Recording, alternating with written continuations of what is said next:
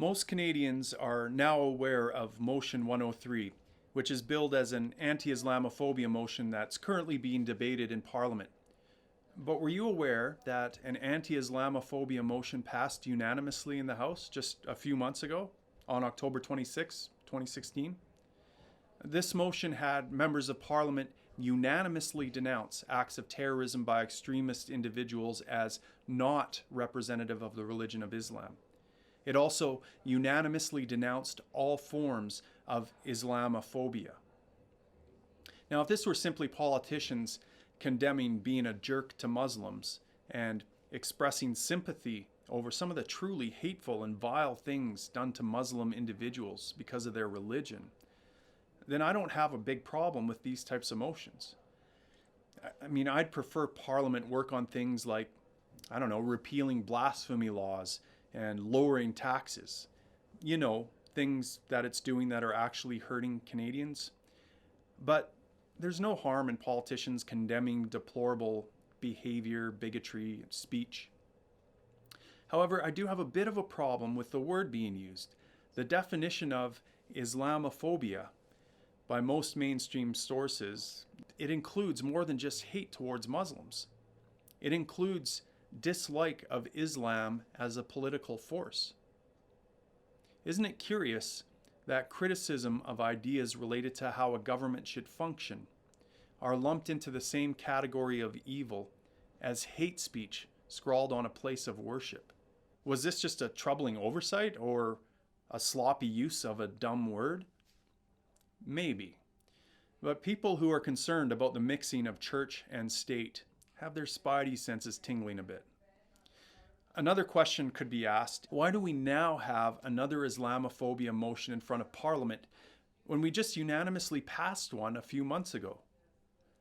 Are we expected to believe that the author of this motion is now worried that her colleagues have changed their mind about condemning deplorable bigotry? Yes, people rightfully point out that a motion is not a bill, that this is not law that is being debated in the House and has no force behind it.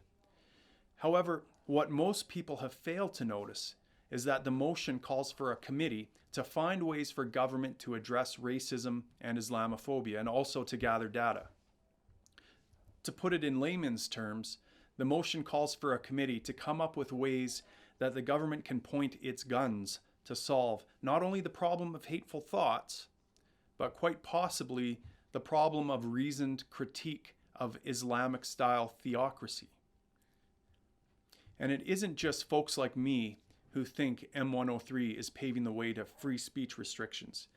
Justin Trudeau himself defended M103 at a town hall recently in Yellowknife by pointing out that there are limits to speech in Canada. Liberal MP Ken Hardy defended M103 by saying that the government needs a way to clamp down on broadcasters. So clearly, the Liberals believe this motion has something to do with limiting speech as well.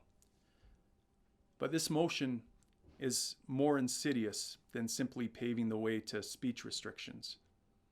We should all be concerned for our Muslim Canadian friends, as this motion seems poised to pour gas on the fire of the very problem that it claims to be trying to solve.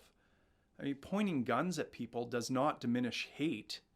It increases radicalization, if anything. One just has to look at the Middle East, where each bomb dropped creates 10 terrorists for every one killed. And we now have dramatically increased the threat of terrorism in the name of eliminating it. One has to believe that the government is either run by bumbling idiots who do the exact wrong thing to solve problems, or by very intelligent megalomaniacs who see the opportunity to exacerbate problems and then pose themselves as solutions in order to get votes, in order to get power. Now, whether they mean to or not, it is motions like this that will label innocent people as enemies and drive them towards sympathetic ideologies that promote violence. Politicians win, the rest of us lose. We don't want hate hiding and festering in the shadows where it can gain strength. We want it out in the sunlight where it can be disinfected. This is why the Libertarian Party of Canada is against Motion 103, and it will work to tear down the walls and the labels being foisted on us as Canadians that seek to divide us. E pluribus unum. Out of many, one. We can all live together if, and only if, liberty is our bedrock value.